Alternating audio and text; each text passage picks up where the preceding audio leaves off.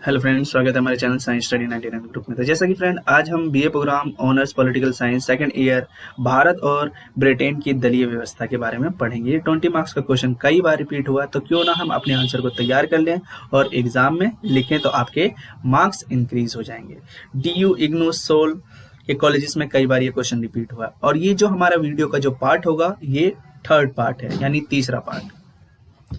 तो फ्रेंड्स, हम बात कर रहे हैं कि भारत और ब्रिटेन की दलीय व्यवस्था में, हालांकि अगर देखा जाए कि भारत और ब्रिटेन की दलीय व्यवस्था क्या है, तो यहाँ पे ध्यान से आपको सुनना है। हालांकि राजनीतिक दलों को बहुत ही महत्वपूर्ण माना जाता है। बहुत सारे देशों के अंदर अलग अलग तरह के दलीय व्यवस्थाओं को अपनाया गया है। एकल दलीय प्रणाली, दो दलीय प्रणाली और बहुदलीय प्रणाली, इसको तीन भागों में डिवाइड किया गया है। एकल दलीय प्रणाली के अंतर्गत सिर्फ एक ही राजनीतिक दल का हो सकता है, यानी एक ही पार्टी हो सकता है।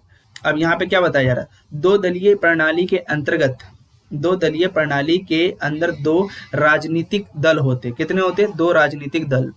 और बहुदलीय प्रणाली के अंदर बहुत सारे दल होते हैं, यानी बहुत सारी पार्टी के लोग होते हैं, बहुत सारे पार्टियां होती है। चीन के अंदर देखा जाए तो एक दलीय प्रणाली को अपनाया गया, और ब्रिटेन और अमेरिका के अंदर दो दलीय प्रणाली को अपनाया गया। और भारत में और फ्रांस में देख लीजिएगा, तो भारत फ्रांस जैसे देशों में बहुदलीय प्रणाली को अपनाया गया। भारत और ब्रिटेन दोनों ही क्या है, लोकतांत्रिक देश हैं। ब्रिटेन के अंदर लोकतंत्र का विकास समय के साथ साथ धीरे धीरे हुआ है, लेकिन भारत में संविधान के बनने के तुरंत बाद ही लोकतंत्र की स्थापना हो चुकी थी। ब्रिटेन के अंदर राजनीतिक दलों का जो विकास हुआ है, वह लोकतंत्र के उदय के साथ हुआ है। भारत में देखा जाए तो राजनीतिक दलों का विकास, राजनीतिक दलों की स्थापना आजादी से पहले ही हो चुकी थी। सन 1985 में कांग्रेस, और 1906 में मुस्लिम लीग, और 1908 में हिंदू महासभा, और 1925 में साम्यवादी दल बनकर आ चुके थे। अब राजनीतिक दल सिर्फ लोकतांत्रिक देशों के अंदर ही नहीं पाए जाते, बहुत सारे गैर लोकतांत्रिक देशों में भी राजनीतिक दल पाए जा रहे हैं। लेकिन जिन देशों में लोकतंत्र होता है, वहां पर राजनीतिक दलों को बहुत ज्यादा महत्वपूर्ण माना जाता है। तो फ्रेंड्स, अब हम बात करते हैं कि राजनीतिक दल का अर्थ क्या है। सबसे पहले हम जानते हैं कि राजनीतिक दल किसे कहते हैं। लोगों का ऐसा समूह जो एक जैसे विचार रखता हो, मिलकर चुनाव लड़ता हो और सत्ता प्राप्त करने का प्रयास करता हो, उसको हम क्या कहते हैं, राजनीतिक दल कहते हैं। राजनीतिक दल अपनी अलग अलग नीतियां बनाता है, कानून बनाता है, अलग अलग कार्यक्रमों को जनता के सामने रखते हैं और उनका समर्थन प्राप्त करने की कोशिश करते हैं, ताकि वह बहुमत हासिल करके सरकार बना सके। तो फ्रेंड्स, हम यहाँ बात करते हैं कि राजनीतिक दलों का महत्व। राजनीतिक दल बहुत ज्यादा महत्वपूर्ण है। उन्हें प्रजातंत्र में रीढ़ की हड्डी की तरह माना जाता है, यानी राजतंत्र के बिना हम प्रजा की या लोकतंत्र की कल्पना भी नहीं कर सकते हैं। लोकतंत्र के अंदर राजनीतिक दल चुनाव लड़ते हैं और सरकार बनाने का प्रयास करते हैं। तो यहाँ पे क्या बताया जा रहा है फ्रेंड्स, कि लोकतंत्र के अंदर अगर देखा जाए तो राजनीतिक जो दल होते हैं वो क्या करते हैं, चुनाव लड़ते हैं और सरकार बनाने का प्रयास करते हैं। इसलिए लोकतंत्र में राजनीतिक दलों को सबसे महत्वपूर्ण माना गया है, क्योंकि बिना राजनीतिक दलों के लोकतंत्र की स्थापना की ही नहीं जा सकती है। यानी विपक्ष पार्टी का होना बहुत ज्यादा जरूरी है। राजनीतिक दलों के बिना कोई भी ऐसी व्यवस्था या संस्था नहीं बनाई जा सकती है जो देश का शासन चलाया जा सके, जो देश का शासन चला सके। राजनीतिक दलों के बिना कोई ऐसी व्यवस्था या संस्था नहीं बनाई जा सकती जो देश का शासन चलाया जा सके। राजनीतिक दलों के ना होने पर चुनावों को वैधानिक नहीं माना जा सकता है। अब राजनीतिक दल चुनाव लड़के सत्ता प्राप्त कर सकते हैं। जो दल बहुमत हासिल कर लेता है वो उसकी सरकार बन जाती है।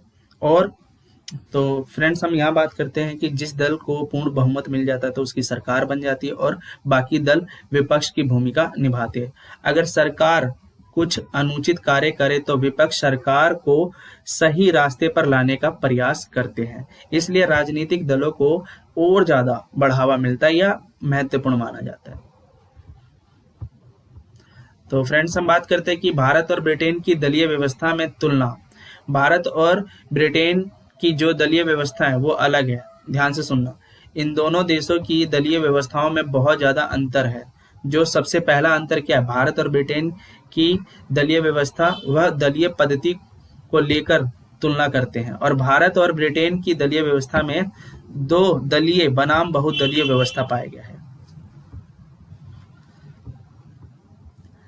हालांकि ब्रिटेन के अंदर लोकतंत्र को अपनाया गया, लेकिन दोनों ही दलीय व्यवस्था बहुत अलग है, और ब्रिटेन में कई दल होने के बावजूद भी दो दल बहुत महत्वपूर्ण होते हैं जिनका प्रभुत्व बना रहता है। एक तरफ अनुदार दल और दूसरी तरफ मजदूर दल है।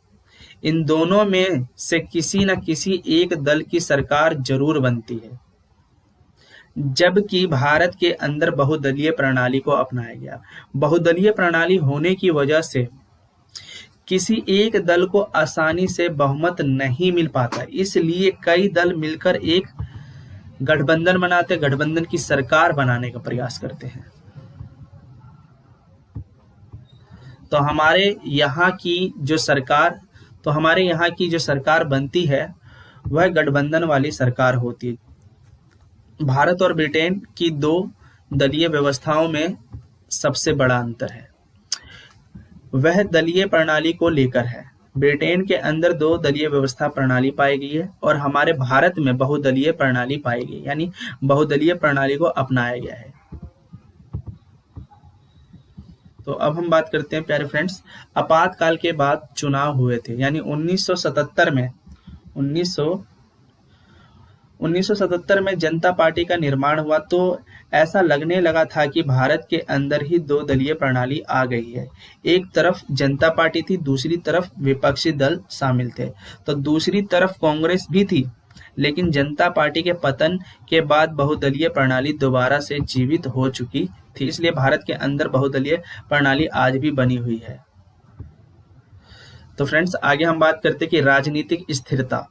दूसरा जो अंतर है दलीय व्यवस्था को लेकर है राजनीतिक स्थिरता। ब्रिटेन में दो दलीय प्रणाली होती है, इसलिए किसी एक ना एक की सरकार जरूर बन जाती है और सरकार पूरे बहुमत वाली होती है, इसलिए सरकार स्थिर और मजबूत होती है।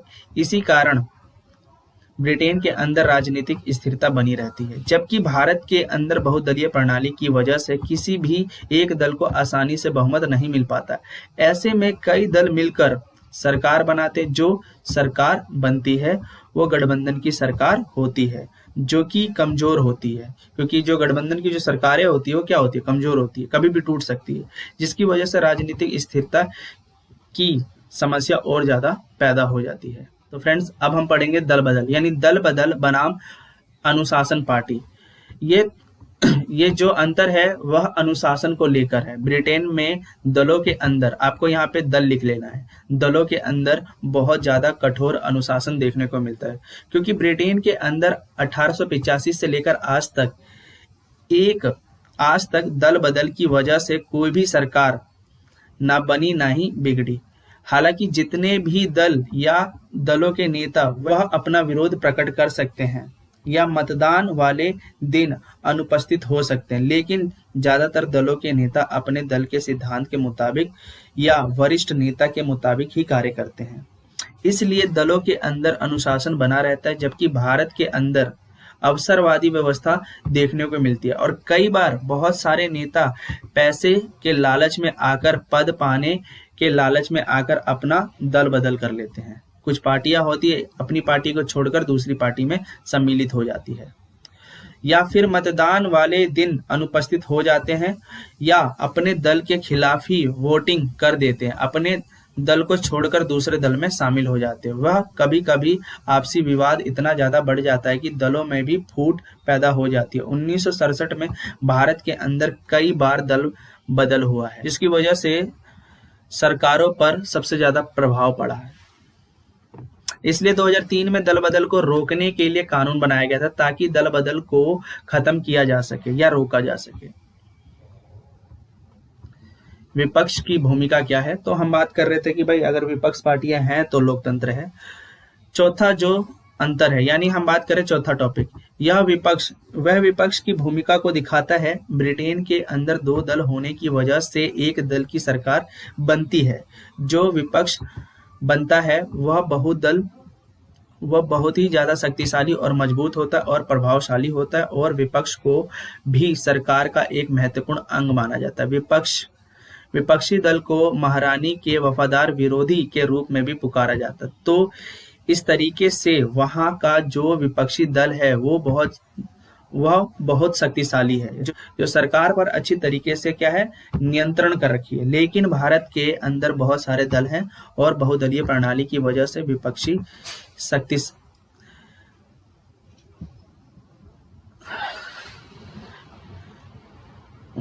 विपक्ष शक्तिशाली नहीं है और ना ही संगठित है। इसलिए विपक्ष बहुत बड़ी भूमिका नहीं निभा पाता। कई बार यह देखने को आया है कि दल का हर सदस्य शोर मचाकर अपनी तरफ ध्यान आकर्षित करने का प्रयास करा है, जिससे सदन के अंदर अनुशासन नहीं बन पाता है और साथ ही साथ सदन की कार्रवाई को बार बार स्थगित या बंद करना पड़ता है।